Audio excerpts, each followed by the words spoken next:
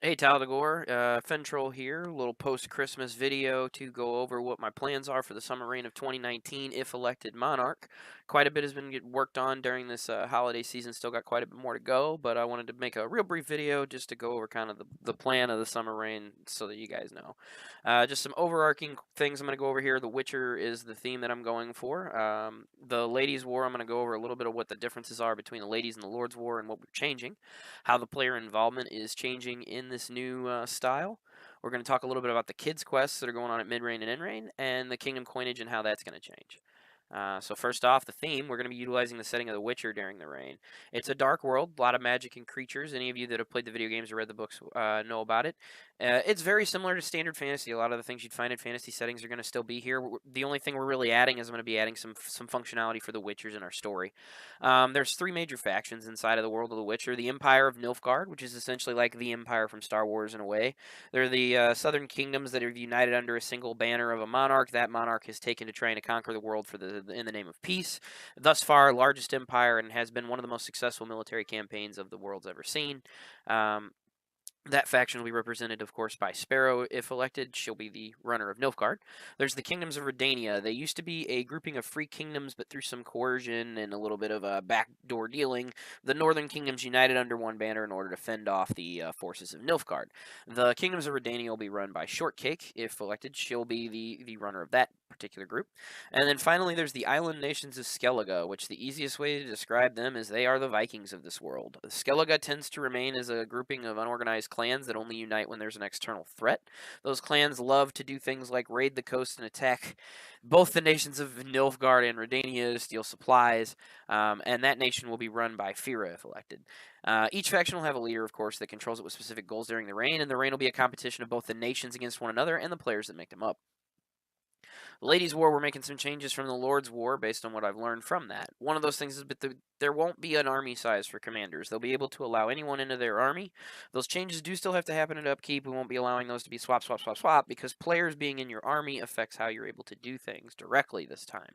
The map is no longer individualized or hidden. In the previous versions of this game, I had hidden maps that the lords each seen so that they could have intel and do a little covert work. It didn't wind up playing out as quite as useful of a mechanic and really just took a lot of time. So this time we're going to have a single map, not hidden from any of the players, and all of the public can see it. So let's see how the lords are taking over the world.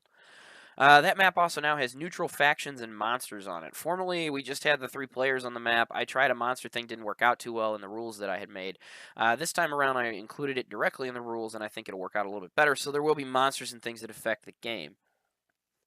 There's a new system I've been working on during the downtime called the estate system. I can't really get into it too much here since it's a later slide, but essentially it gives players the ability to become mini lords and allows them to contribute a little bit more to their faction as well as own estates and drive the roleplay a little bit further. Resources have been modified for the new system. A lot of you guys that weren't playing in the background game don't really know about the resources. That is one thing I wanted to change with this. Is a lot of the game is going to go on in the forefront rather than the background. Some of those resources have been modified as like troop morale, things like that. There is no longer a differentiation between spy and combatant. All players can complete all tasks and quests. This will make it so that everybody is welcome to do whatever parts of the game they'd like to. Uh, Coin payment systems. I'm no longer going to have a variable where nobody really knows what well paid means in that. The system is going to be a little bit more standardized. What that means is I'm going to be having most players making between 1 to 5 coins. It won't really get much higher than that, but prices will be based on the fact that players are only making a set amount in the economy. And I want a larger and more robust store. That's going to require some help. I, of course, have ideas for what to include in that along with the estate system, but I am going to be looking for players to contribute ideas as well. The estate system, the bread and butter of the new part of what I worked on. It allows players to become landowners. Essentially, there is a buy-in that allows you to own an estate. These estates are going to be facilitated by the Masters of Coin of your individual park. The estate system allows you to have a small area of land where you will be able to build buildings, raise troops, and raise supplies that you can trade and use for various effects. Estates will be able to fight each other locally for those effects, where you can actually destroy each other's buildings and cause harm in one another's estates. This is handled by a pretty simplistic dice roll system that I have, or if the park's champions wish to do it, they can facilitate a game to operate for the conflict to resolve. Players can join each other's estates. There'll be a system for that where you can assist with another player to help them produce or war or whatnot in their estate. I'm still working on the system. It's not complete by any means. It started when this break happened on the 22nd, and I put some hours into it, but it is not close to being polished or finished. But I have a pretty good idea how it's going to work. This is going to be operated through the Masters of Coin. I have had a few of them express like they would like to stop. They've done their time with the 6 months of this last reign. If you're interested in becoming one of our facilitators of coin, you need to reach out to me directly. This is not an elected position because these coins represent an actual real world investment in the game. We are hand selecting who is going to be these folks. So if you are interested, please let me know. We are absolutely going to need these to facilitate this reign.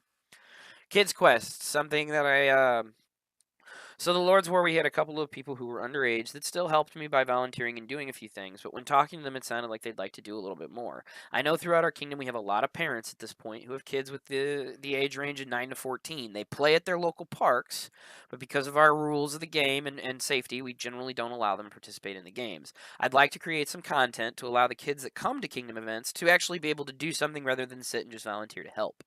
One of those things is the Kids Quest. It's going to be something that we run on Friday night on the evenings of the events where we are camping. Kids Quest will only be allowed to be played by 9 to 14-year-olds. They are player versus environment quests. They won't be player versus player, other than that the environment, of course, has some of our players. Parents and volunteers will make up the monster staff and the NPCs that'll do Kids Quest. I am going to need volunteers for that, so ASAP, if you know you want to volunteer for that, let me know. This is something that I realize our rules state that these players shouldn't be allowed to play. So what I am trying to do is generate a safe environment where these kids get to be part of our game. I'm hoping everybody agrees that this is something that would be well to move forward in. Finally, we got the Kingdom coinage changes. Coins will be given out for attendance and participation in Park, as they have been. Bonuses for joining factions are going to be less impactful on your pay. That way, our mercenaries can still enjoy being mercenaries and not feel like they're getting shortchanged quite as hard. The Kingdom store will remain and be facilitated by the Masters of Coin. You'll still pay the Masters of Coin to buy items, and items can still be used. The Kingdom battle games now every other week instead of every week to allow the parks to make their own games. Park monarchs may now award coins in battle games or give their champion the ability to hand out coins from the monsters. We're no longer going to hold the coinage control at the Kingdom level. I'm going to let the parks use the coins themselves so that we can start facilitating that. I do ask that if you're doing this, you have to keep in mind that the Kingdom economy will be based on some numbers, and you don't really want to break that. If it winds up being broken because of this release, I will have to change it. I'm also trying to come up with some more ways to spend and use Kingdom coinage. So that was a brief overview of what I'm planning on doing with the reign. I hope that gave you guys some idea of where my head is. If you've got questions, comments, of course, leave them on the video, and I'm happy to answer them. Really looking forward to running this next reign, guys. Viva la Amp Guard.